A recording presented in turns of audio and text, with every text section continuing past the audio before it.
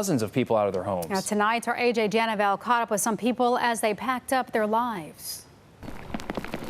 This is what Parkside Apartments looked like Saturday. Ryan Stickles was home with his girlfriend and 2-year-old daughter late into the night as the floodwater was rising. I couldn't really rationalize or reason, like what should be done or what shouldn't be done. I was just trying to figure out what was best for, my family and me, and, in terms of property loss versus, potentially loss of life. Stickles and his family made it out, but Monday was spent packing up their cars. We're both missing work and stuff to do this. We're just trying to finish it up as quick as we can. Oh, there is more in here. Amanda Schwaner also had to call out of work to pack her home, but unlike Stickles, she didn't have a new place to move into. They just said move out your stuff as quickly as you can. So I'm literally just getting the last of my things, moving it out, and then never coming back. Luckily for Schwaner, her brother was helping her move out what wasn't destroyed by the floodwaters. This is a sectional couch that's gone, the coffee table's gone, the rug's gone. It's all pretty much ruined. Schwaner had renter's insurance, but flooding was not covered, so a lot of this is gone forever.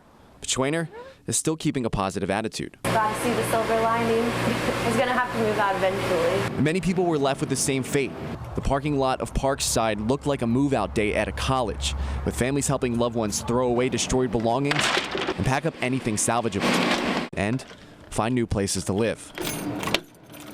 Reporting in Raleigh, AJ. And the dam we've been watching all day, the Woodlake Dam in Moore County. Officials say the hole has grown and the aftermath could be catastrophic if people do not follow evacuation orders. CBS North Carolina's AJ Janavel has the very latest from Moore County. The actual dam's only about 500 yards over my shoulder here, and that's why roads like this one here behind me are closed. The goal is to keep anyone coming down this road, and I've seen a few just standing out here, away from dangerous areas that could be affected if this dam were to break. But the people who live on the other side of these road closures essentially had to leave everything behind when they evacuated. Road closures throughout Moore County meant many people couldn't get home. Bill Nunn was one of them. He was forced to evacuate his home earlier this week. I had to be boated out.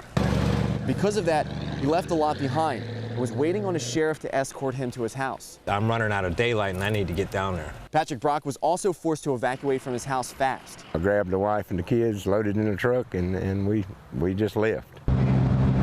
However, in racing out of his home, he left behind his family's 4 dogs. When I spoke to him, Brock was telling me he was waiting to see if they would let him go back and get them. Listen, I'm in a low area, so if I don't get to go, I understand. But luck was on Brock's side. What's the word? You good?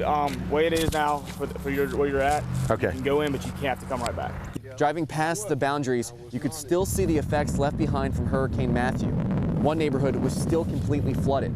Brock says he worked his whole life in fire rescue and law enforcement, was prepared to break the bad news to his family about not being allowed to get his dogs. I was not expecting it in the least, but I'm glad that I can. I've got two kids that are worried to death about their pet. When Brock finally got to his house, the dogs were just as excited to see Brock as he was to get them home. And one wasn't able to walk out on its own. 3-week-old Pumpkin Spice was put in the crate with its mom while Brock drove back to higher ground. My suggestion, if you're buying property, if it's got damn river in the name, don't buy it. And I was talking to some of the law enforcement officials that have been manning these road closures throughout the day. They tell me they're going to be on 12-hour shifts throughout the entire night, making sure that people stay safe and don't get past these roads earlier in the day. Moore County officials did say, though, about 78 people chose to stay behind regardless of mandatory evacuations. Reporting here in Moore County, AJ Janavel for CBS North Carolina. Standing right here on the edge of flooding on West 5th Street in Lumberton, and this floodwater actually stretches about 3 miles down that road. In some cases, it gets as deep as a few feet. And in that stretch of 3 miles of flooding, there's hundreds of people whose lives have been destroyed by this water. This is a road.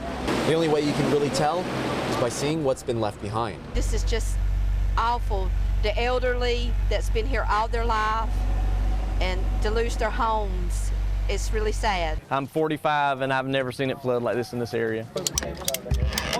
Eddie Williams owns a business along West 5th Street. He did his best to get everything out. 28 years of stuff, man. Williams and his 4 employees made their way back and forth through the water using tables from a flea market as a makeshift bridge.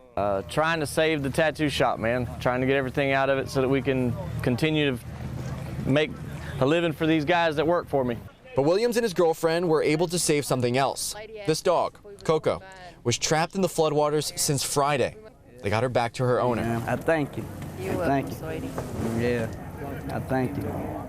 And all of this was with the help of Sean Wagner, who lent not only himself to carry supplies back and forth, but his massive tow truck. Wagner has been making this run through the feet of floodwaters since Saturday. You know, we had a truck that can get through the high waters, so we were loading people up in their cars and trying to get them out of here. He tells me he saved at least half a dozen people from their flooded cars. And days later, he's still out helping people get to their businesses and pull cars out of the water.